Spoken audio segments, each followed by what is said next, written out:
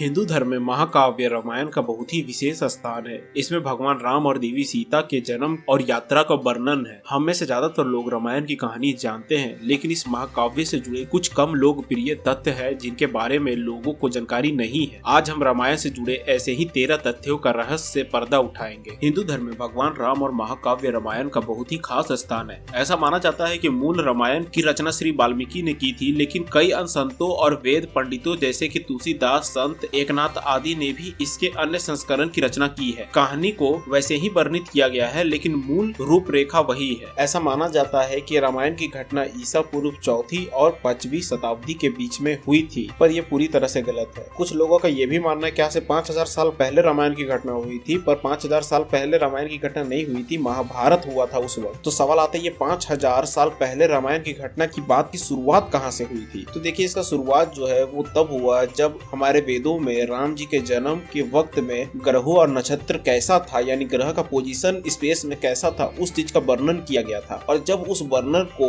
America के astrology software के अंदर डाला गया, तब पता चला कि ऐसा ग्रहों का स्थिति आज से करीब 5 से 6000 साल पहले बना था। और जब ऐसा सिचुएशन बना, तब उस वक्त लोगों को लगा कि रामायण जो है ये 5 से 6000 साल पहले हुआ। पर जब इसी रिसर्च को आगे बढ़ाया गया तो पता चला कि जो ग्रहों का नक्षत्र का स्थिति 5000 साल पहले बना था, सेम स्थिति बिल्कुल 1.2 मिलियन ईयर्स एक पहले भी बना हुआ था। और राम जी का जन्म उस वक्त दोपहर के 12 से लेके 1 बजे के बीच में हुआ था, और उसी दौरान राम जी का पूरा रामायण का महाकाव्य हुआ था। तो आइए आज हम रामायण से जुड़े कुछ अनसुने किस्से जानते हैं। पहला, गायत्री मंत्र रामायण के हर 1000 श्लोक के बाद आने वाले पहले अक्षर से बनता है। गायत्री मंत्र में 24 अक्षर है और वाल्मीकि रामायण में 24,000 श्लोक है। रामायण के प्रत्येक 1000 श्लोक के बाद जो पहला अक्षर आता है वो गायत्री मंत्र का निर्माण करता है। ये मंत्र इस पवित्र महाकाव्य का सार है। गायत्री मंत्र का सर्वप्रथम उल्लेख ऋग्वेद में हुआ है। दूसरा, राम और उनके भाइयों के अलावा राजा दशरथ एक बेटी के भी पिता थे। श्री राम के माता पिता और भाइयों के बारे में तो लगभग सभी जानते हैं, लेकिन बहुत कम लोग जानते हैं कि राम की एक बहन भी थी जिसका नाम शांता था। वो 4 भाइयों से बहुत बड़ी थी। कौशल्या उनकी माता थी। ऐसा माना जाता है कि एक बार रोमपद के राजा अंगदेश और उनकी रानी वार्ष्णी अयोध्या आए थे। उनकी कोई संतान नहीं थी। बातचीत के दौरान जब राजा दशरथ को इस बारे में पता चला तो उन्होंने कहा कि वो अपनी संतान इन्हें देंगे। ये सुनकर रोमपद और वार्ष्णी बहुत खुश हुए। उन्होंने बड़े प्यार से उनकी देखभाल की और माता पिता के सभी कर्तव्यों का भी पालन किया। तीसरा, राम जी विष्णु के अवतार है, लेकिन क्या आप उनके भाइयों के बारे में ऐसा ही तथ्य जानते हैं? देखिए, श्री राम को भगवान विष्णु का अवतार माना जाता है, लेकिन क्या आप जानते हैं कि उनके अन्य भाई किसके अवतार थे? लक्ष्मण जी को शेषनाग का अवतार माना जाता है, जबकि भरत और शत्रुघ्न जी को क्रमशः सुदर्शन चक्र और शंख का अवतार माना जाता है। इन्हें भगवान विष्णु अपने दोनों हाथ में पकड़ के रखते हैं हमेशा। चौथा, माता सीता के स्वयंवर में प्रयुक्त भगवान शिव के धनुष का नाम क्या था? हमें से ज्यादातर लोग जानते हैं कि राम जी का विवाह सीता जी से हुआ था एक स्वयंवर के माध्यम से, और स्वयंवर में उपस्थित सभी राजकुमारों को एक कार्य पूरा करने की आवश्यकता थी। उस उद्देश्य के लिए एक धनुष का प्रयोग किया गया था और उस भगवान शिव के धनुष का नाम रखा गया था पिनाक। पांचवा, गुड़ाकेश, जो कि लक्ष्मण जी का दूसरा नाम है। ऐसा माना जाता है कि 14 साल के वनवास के दौरान लक्ष्मण जी अपने भाई और भाभी की रक्षा के लिए कभी नहीं सोए। इस वजह से उन्हें गुड़ाकेश भी कहा जाता है। वनवास की पहली रात को जब प्रभु श्री राम और माता सीता सो रहे थे, निद्रा देवी ने लक्ष्मण को दर्शन दिए और लक्ष्मण ने उन्हें आशीर्वाद देने के लिए कहा ताकि उन्हें कभी नींद न आए। देवी निद्रा ने उनसे पूछा कि क्या तुम्हारे स्थान पर कोई और सो सकता है? तो लक्ष्मण जी ने सलाह दी कि उनकी पत्नी उर्मिला सो सकती है। ये सुनकर देवी निद्रा ने उर्मिला से इस बारे में पूछा और उर्मिला ने सहर्ष स्वीकार कर लिया। छठा, वन का नाम जहाँ वनवास के दौरान प्रभु श्री राम, लक्ष्मण और सीता जी रुके थे। हमें से ज्यादातर लोग जानते हैं कि श्री राम, लक्ष्मण और माता सीता ने कई साल जंगल में बिताए थे, लेकिन उस जंगल का नाम कम ही लोग जानते होंगे। उस वन का नाम दंडकारण्य था, जिसमें राम जी, सीता जी और लक्ष्मण जी ने वनवास बिताया था। ये 35,600 वर्ग मील में फैला हुआ था, जिसमें वर्तमान छत्तीसगढ़, उड़ीसा, महाराष्ट्र और आंध्र प्रदेश के हिस्सा शामिल है। उस समय इस जंगल को सबसे भयानक राक्षसों का घर माना जाता था, इसलिए इसका नाम दंडकारण्य है, जहाँ दंड का अर्थ है दंड देना और आरण का अर्थ है जंगल, और इसी इसका पूरा मतलब निकलता है दंड देने वाला जंगल। सतवा, वाल्मीकि रामायण में लक्ष्मण रेखा की कथा का उल्लेख नहीं है। पूरी रामायण कथा में सबसे दिलचस्प प्रसंग लक्ष्मण जी के रेखा का प्रसंग है, जिसमें लक्ष्मण जी जंगल में अपनी कुटिया के चारों ओर एक रेखा खींचते हैं, लेकिन वाल्मीकि की रामायण में इस कहानी का उल्लेख नहीं है। वहीं पे दूसरे ग्रंथों में, जो कि अलग अलग ऑथर के द्वारा लिखा गया रामायण है, उसमें इस चीज का उल्लेख रावण की पत्नी के मुंह से सुना जा सकता है। 8वां, रावण एक उत्कृष्ट बीना वादक था। रावण सभी राक्षसों का राजा था। 10 सिर होने के कारण जब वो बच्चा था तो हर कोई उससे डरता था। उनकी भगवान शिव में गहरी आस्था थी। प्रबल ज्ञान है कि रावण एक महान विद्वान था और उसने वेदों का अध्ययन किया था। लेकिन क्या आप जानते हैं कि रावण के ध्वज में वीणा का प्रतीक चिन्ह होने का कारण क्या था? रावण एक उत्कृष्ट वीणा वादक था, जिस कारण उसके ध्वज में प्रतीक के रूप में वीणा अंकित हो गई थी। हालांकि रावण ने इस कला पर ज्यादा ध्यान नहीं दिया, लेकिन उन्हें ये वाद्य बजाना पसंद था। 9वां, कुंभकर्ण को नींद का वरदान मिलता है क्योंकि इंद्र को उससे जलन होती थी। कुंभकर्ण रावण का छोटा भाई था, जिसका शरीर बहुत विशाल था और वो पेटू भी था। रामायण में वर्णित है कि कुंभकर्ण लगातार 6 महीने तक सोता है। वो एक दिन ही उठता है और केवल खाना खाता है और फिर 6 महीना तक सोता है। क्या आप जानते हैं कि कुंभकर्ण ऐसा क्यों था? एक बार उन्होंने एक यज्ञ किया और यज्ञ की समाप्ति के बाद ब्राह्मण इसके सामने प्रकट हुए और उनसे एक इच्छा करने के लिए कहा। यह सुनने के बाद इंद्र को डर लगा कि वो उसके स्थान पूछ सकता है। इंद्र ने सरस्वती माता से मदद करने के लिए कहा और सरस्वती माता ने कुंभकर्ण की जीभ पर बैठ गई और अपनी इच्छा बताते हुए कुंभकर्ण ने इंद्रासन यानी इंद्र का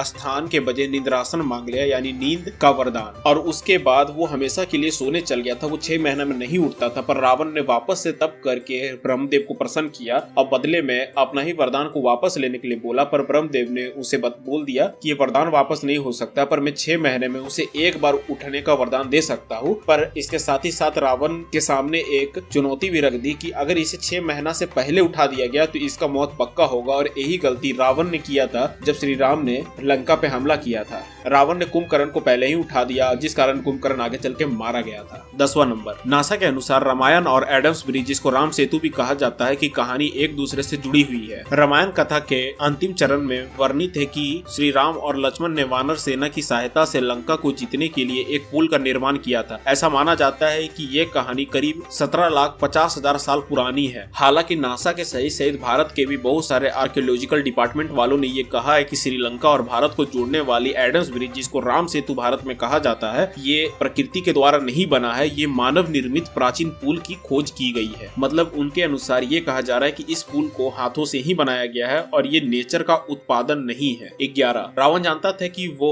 राम द्वारा ही मारा जाएगा। रामायण की पूरी कहानी को पढ़ने के बाद कोई भी जान सकता है कि रावण एक क्रूर और सबसे नीच राक्षस था, जिसे हर कोई नफरत करता था। जब रावण के भाइयों ने माता सीता के अपहरण के कारण श्री राम के ऊपर हमला के बारे में सुना तो उन्होंने अपने भाइयों को आत्मसमर्पण करने के लिए कहा। रावण ने आत्मसमर्पण करने से इनकार कर दिया और श्री राम के हाथों मरकर मोक्ष प्राप्त करने की इच्छा व्यक्त की। उन्होंने कहा कि अगर श्री राम और लक्ष्मण दो सामान्य इंसान हैं तो माता सीता मेरे साथ ही रहेगी, क्योंकि मैं उन्हें आसानी से हरा दूंगा, और अगर वे भगवान हैं तो वो मुझे मार कर मुझे मोक्ष दिला देंगे। 12, राम जी ने लक्ष्मण जी को दंड क्यों दिया? रामायण में उल्लेख है कि श्री राम ने अपने छोटे भाई लक्ष्मण को मृत्यु दंड दिया था, लेकिन क्या आप जानते हैं कि भगवान राम ने लक्ष्मण को मृत्यु दंड क्यों दिया था? ये घटना उस समय की है जब श्री राम लंका विजय के बाद अयोध्या लौटे और अयोध्या के राजा बने। एक दिन यम देवता श्री राम से मिलने और किसी महत्वपूर्ण बात पर चर्चा करने आए। चर्चा शुरू करने से पहले उन्होंने भगवान राम से ये वादा करने के लिए कहा कि कोई भी इस बातचीत को तब तक बाधित ना करे जब तक कि ये समाप्त ना हो जाए, अन्यथा